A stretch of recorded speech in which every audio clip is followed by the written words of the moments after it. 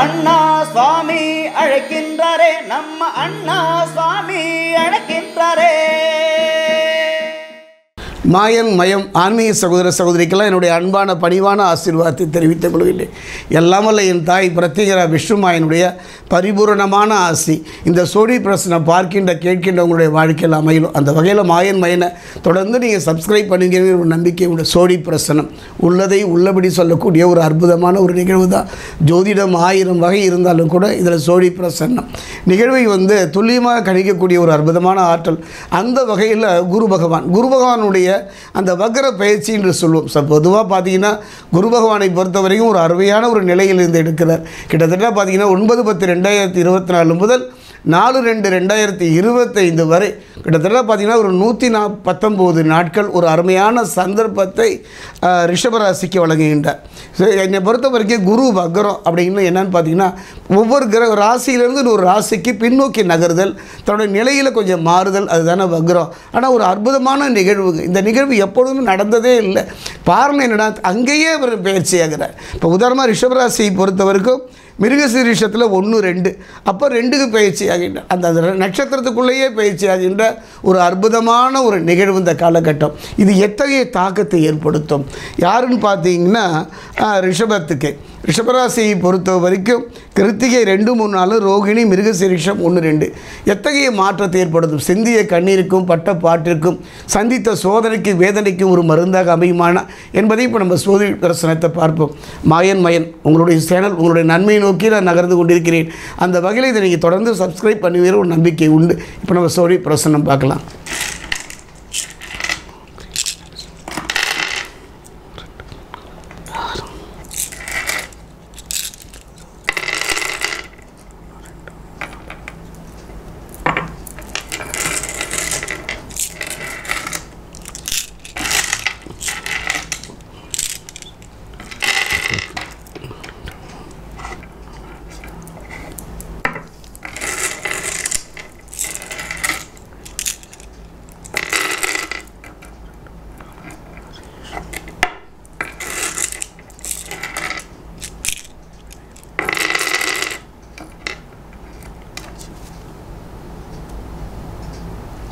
ரிஷபராசி ஆன்மீக சகோதர சகோதரிகளே, ரிஷபத்தை பொறுத்த வரைக்கும் சனி பகவான் வருகின்ற காலத்தில் லாப சனியாகத்தான் அமைய போகிறார். கவலையே படாது. 2025 ரிஷபத்திற்கு ஒரு பொன்னால். அதுக்கு இடையில் நம்ம வாழ்ந்து தானே ஆக வேண்டும்.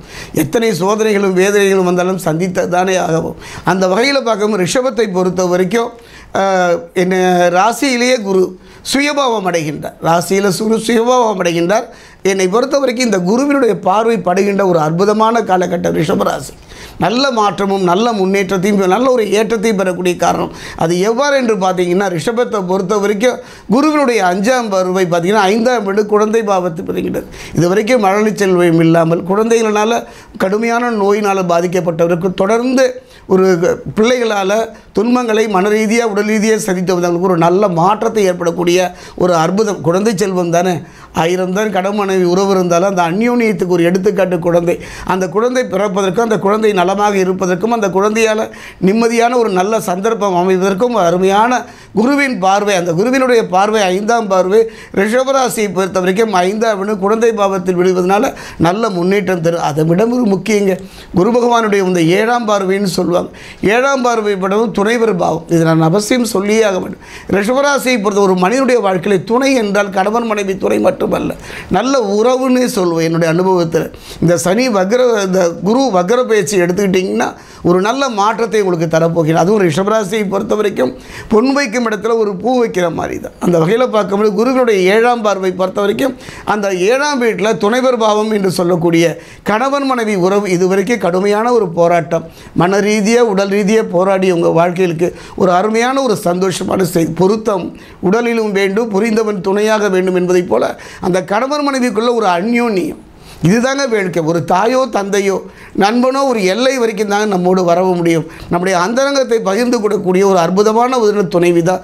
நாம் உலகத்தில் எதை வேணாலும் இழந்தரலாம். மண்ணை இழக்கலாம், பொண்ணை இழக்கலாம், இழந்ததை திரும்ப பெற்றுவிடலாம். ஆனால் ஒரு நல்ல மனைவி, ஒரு நல்ல கணவன், இன்றைய காலகட்டத்தில் பார்த்தீங்கன்னா கணவன் மனைவி உறவு என்பதெல்லாம் சற்று சங்கடத்தை தரக்கூடியதாக இருக்குது.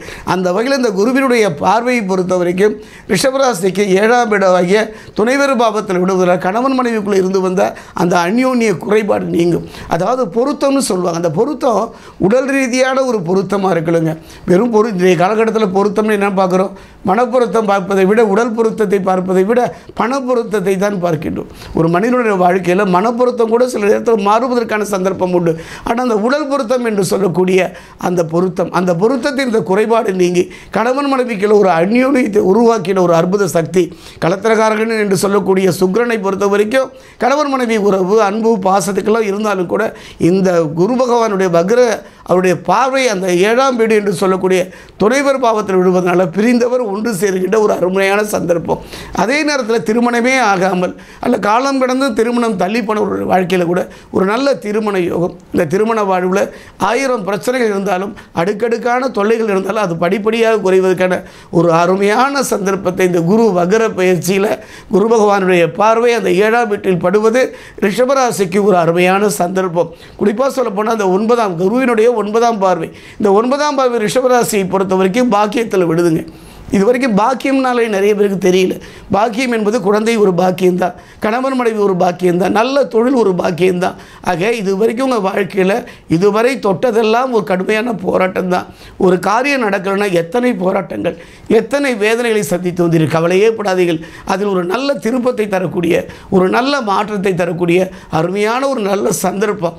அவருக்கு என்னையா கொடுத்து வைத்தவர்? நல்ல பாக்கியங்க பண்ணவர், நல்ல மனைவி அமைஞ்சிருக்காங்க, நல்ல செல்வம் வந்திருக்கு, நல்ல பெற்றோர் அமைந்திருக்காங்க, நல்ல கல்வி அமைந்திருக்கு, நல்ல தொழில் அமைந்திருக்கு. இதுவரை இதையெல்லாம் நீங்கள் தவற விட்டீர்களோ? ராகு பகவான் நல்ல மனைவி, நல்ல பிள்ளை, நல்ல குழந்தையெல்லாம் கொடுத்தாலும் கூட அதை அனுபவிக்க முடியாத ஒரு சந்தர்ப்பம். என்னன்னு இது வரைக்கும் புரியாமல் இருந்ததுலவா இப்பொழுது புரிந்திருக்கும் என்று நினைக்கின்றேன்.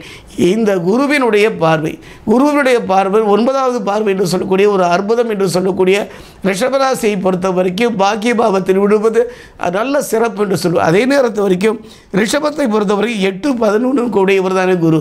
அதனால் கவலையே பட வேண்டாம். இழந்ததை திரும்ப பெறுவதற்கும், ஒரு இல்லறம் நல்லறாக அமைவதற்கும், ஒரு போராட்டத்துக்கு ஒரு விடிவு கிடைப்பதற்கும், நீண்ட நாள் இழுத்தடித்த வம்பு வழக்குகளிலிருந்து ஒரு விடுதலை பெறுவதற்கும் ஒரு அருமையான சந்தர்ப்பம் இந்த குருவினுடைய பார்வை.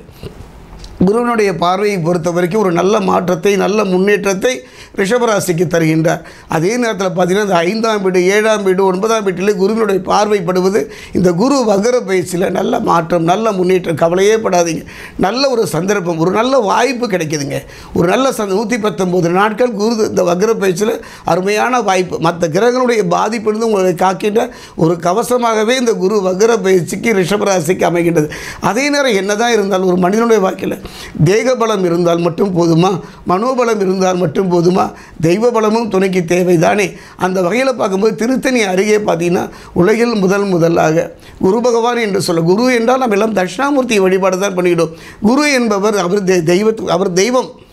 எல்லாருக்குமே குரு தட்சிணாமூர்த்தி தான் குருவாக இருந்தாலும் கூட நவகிரகங்களுடைய குரு யாருன்னு பார்த்தா, நமக்கெல்லாம் நவகிரகங்களை இயக்கக்கூடிய குரு யாருன்னு பார்த்தா பிரகஸ்பதி.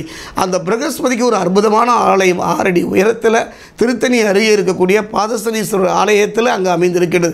அவருக்கு சென்று ஒரு மஞ்சள் வஸ்திரம் சாத்தி வழிபடுவது இந்த குரு வக்ர பயிற்சியில் இழந்ததை திரும்ப பெறுவதற்கான ஒரு நல்ல சந்தர்ப்பத்தை அமைத்து தரும்.